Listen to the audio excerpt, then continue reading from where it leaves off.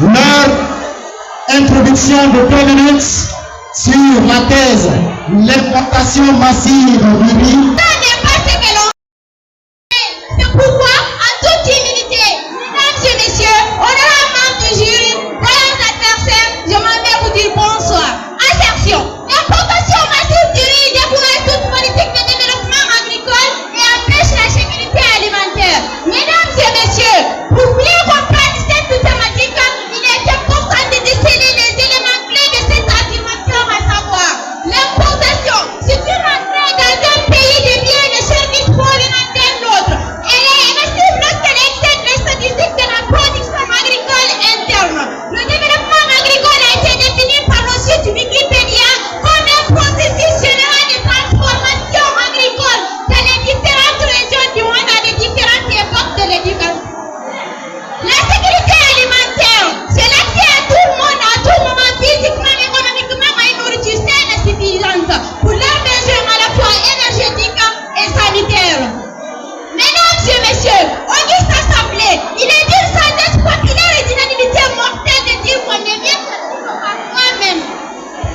De dire qu'on est mieux servi que par soi-même. C'est tellement d'être conseil et au dépend d'un autre. C'est pourquoi l'ingénieur Mamadou Chérif Diallo de l'université Cheikh Anta Diop du Sénégal affirmait audacieusement en ces termes: l'importation n'est pas interdite, mais l'excès peut nous rendre faibles, faibles et très faibles. Chers membres, il est temps, oui, il est temps d'aller avec cette situation dans cette section concrète.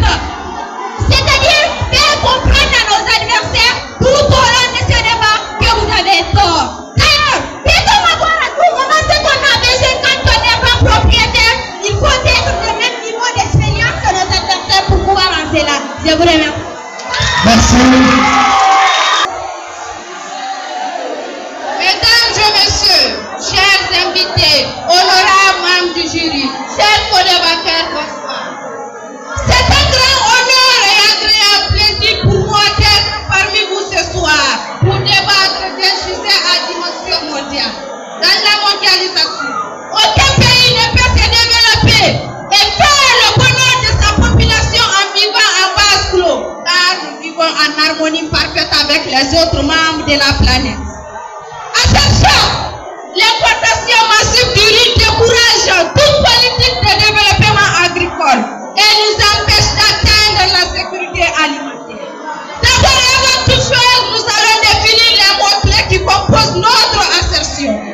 Importation, ce mot monosémique est défini par Larousse comme étant la rentrée dans un pays, une production étrangère. La sécurité alimentaire, c'est lorsque toutes les personnes ont à tout moment un accès physique, social et économique d'une nourriture saine, suffisante et nutritive. Mesdames et messieurs, chers invités, il me paraît jusqu'ici rien n'est dit de concret par nos collaborateurs et raison pour laquelle aujourd'hui la vérité nous la mettrons à votre portée et le mythe du riz nous le dévoilerons. Cher public, on importe le riz par nécessité.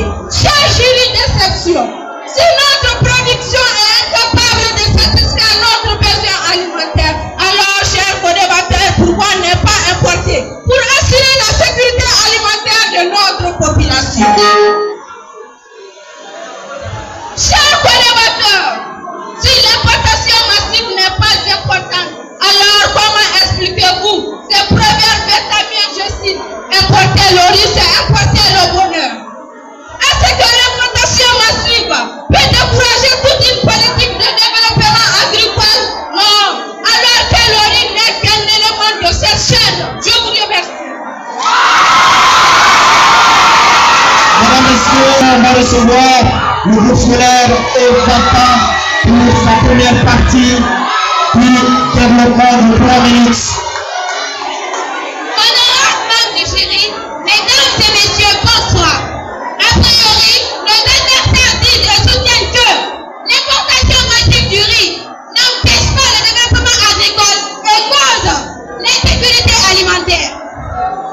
Ça alors, il est important à savoir pourquoi avons évoqué le riz que plutôt d'autres céréales. En effet, parler de ces céréales n'est pas surprenant. Cela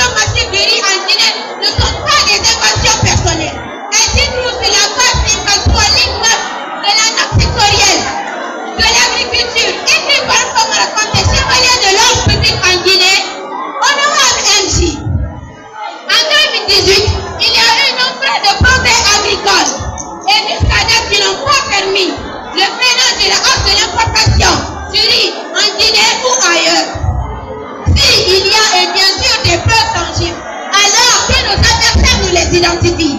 Pas par orgueil, mais par sincérité scientifique.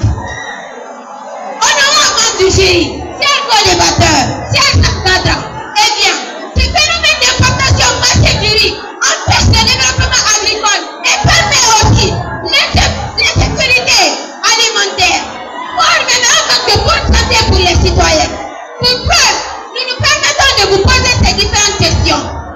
Comment la production des agriculteurs locaux peut être valorisée? Comment peut-ils eux-mêmes être qualifiés professionnellement dans leur domaine pour plus de créativité dans ce secteur? Je vous remercie. Merci. On continue. On reçoit Demba Plus pour la première partie de son introduction, de son développement de 3 minutes. Mesdames et messieurs, honorables membres du jury, distingués invités, bonsoir. Je réponds au nom de Constantino Évariste. Je ne suis pas Socrate, le philosophe, mais je peux être.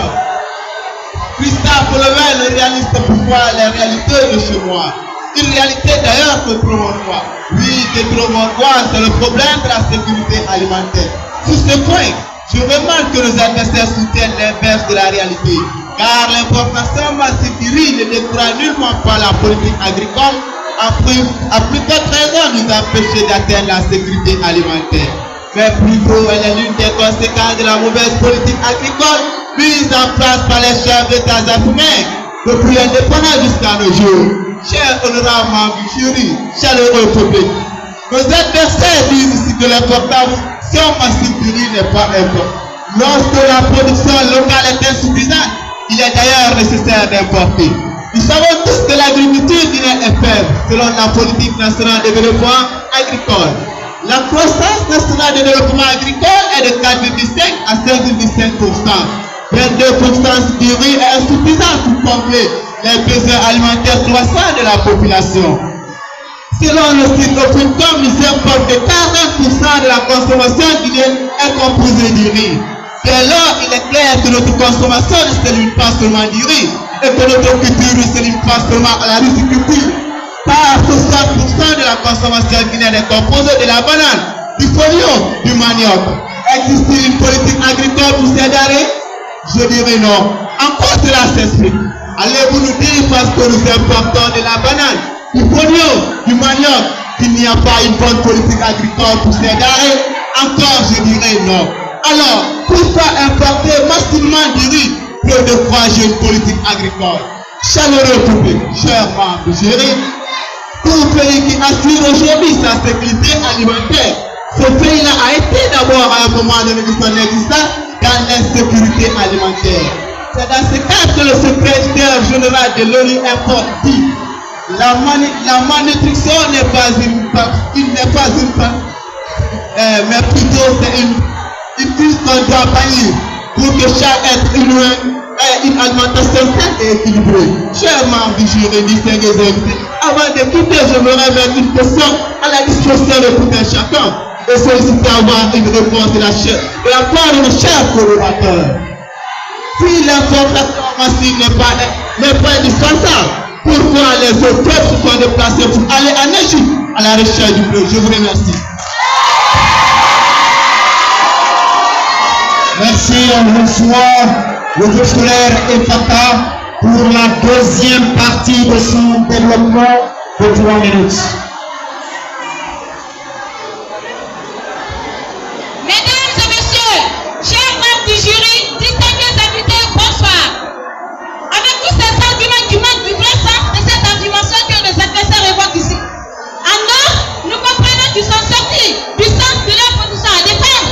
Car c'est l'importation qui est d'ailleurs une source de vie de partage, réciproque des biens et services, et qui ne serait intangé, mais plutôt son excès.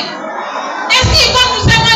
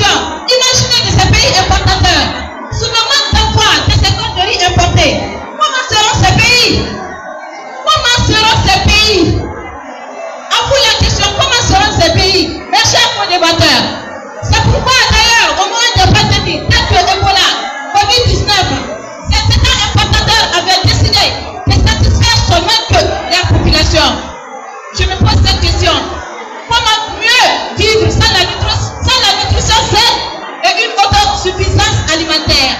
Cher auditoire, certains aiment créer des problèmes là où ils ne devraient pas exister. Alors, pour mieux expliciter notre position affirmative, en se penchant sur cette affirmation du célèbre penseur Joseph Kizalpo, je cite, on ne développe pas, mais plutôt on se développe. Je vous remercie.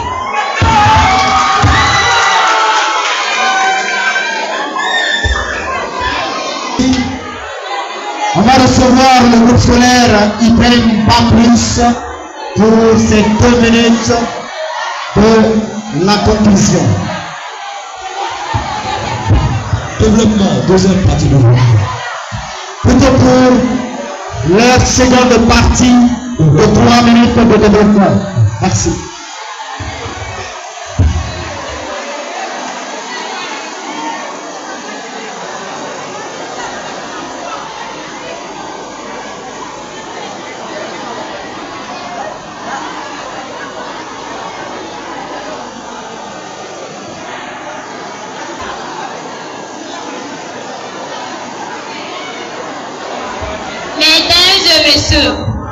Chers jurys d'exception, chaleureux public, bonsoir. Je commencerai mon intervention avec cette affirmation d'Alphonse Karr qui disait ceci: il faut rendre à l'agriculture sa place et son rang. Ce qui n'est pas d'ailleurs chez nous en Guinée. Chaleureux public, retenez avec nous que la sécurité alimentaire n'a jamais exclu l'importation, voire même massive, mais elle demande plutôt une disponibilité de l'aliment, sa qualité, son accessibilité, voire même sa stabilité. Mesdames et messieurs, s'il y a un seul coupable à relever du doigt, c'est le fameux État, qui refuse d'investir dans ce secteur appelé primaire. Il refuse d'aménager les terres, de rechercher les produits phytosanitaires, comme les engrais, les herbicides. Et surtout, il refuse d'investir dans la bonne formation des agriculteurs. Chaleureux public, l'État guinéen est faible, très faible. Il n'investit que 6% de leur budget annuel. Chers collaborateurs, alors dites-nous, comment ces 6% peuvent nous aider à développer l'agriculture, car l'agriculture guinéenne est faible, très faible, par conséquent peu rentable pour satisfaire les besoins d'une population estimée plus de 13 millions d'habitants. Et ça, c'est pas une sécurité alimentaire. C'est en ces termes qu'affirmait Georges Clemenceau. Il faut savoir ce que l'on veut, avoir le courage de le dire et la volonté de le faire. Et nous, le complexe scolaire Ibrahim Baplis, avons choisi la sécurité alimentaire. Car pour nous, le bien-être de la population est ce qui nous importe le plus. Si pour eux, importer de la bauxite c'est une chose, alors exporter de la bauxite c'est une chose. Chers collaborateurs,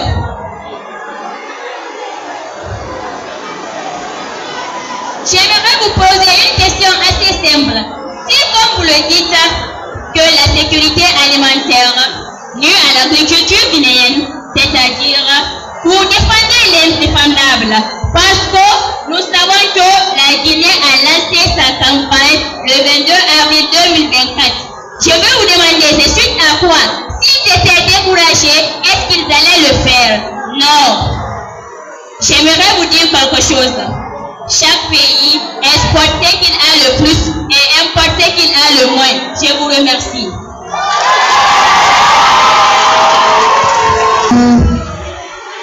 La dernière partie de 2 minutes de la conclusion.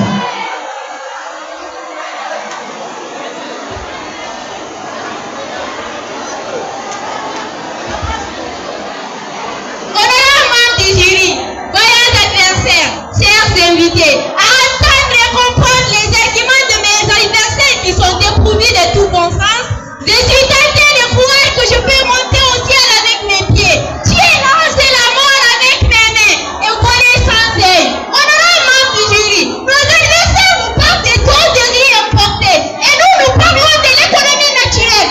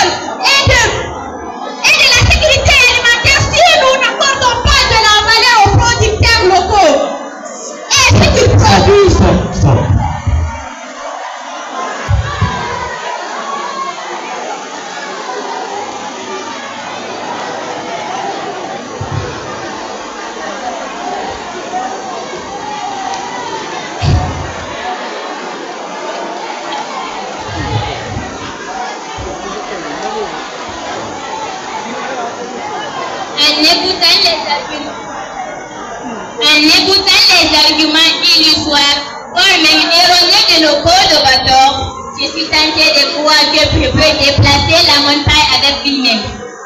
Pour les sans âme et manger sans tête. Chers co-débatteurs, je tiens à vous informer que demain, avec vos bouteilles que vous soutenez, une plainte sera portée contre vous aux femmes. Sinon, comment on peut estimer que la seule importation du riz puisse décourager toute une politique de développement agricole bien concise, développée de plusieurs autres cultures? Cher public, nous avons prouvé qu'il serait logique de dire que c'est pas parce que nous importons massivement que nous n'arrivons pas à développer notre culture. Mais il sera plutôt logique de dire que parce que nous n'avons rien fait pour développer notre système agricole, que notre pays n'arrive pas à émerger dans ce domaine. Mon adversaire vient d'affiner quelque chose de pertinent. Il nous a raisonné en disant l'assertion de Victor Hugo, en disant tout pays qui ne fait pas d'emprunt est inepte, tout pays qui fait d'emprunt reste un jour meurt. Ça, vous allez nous raisonner, vous nous allez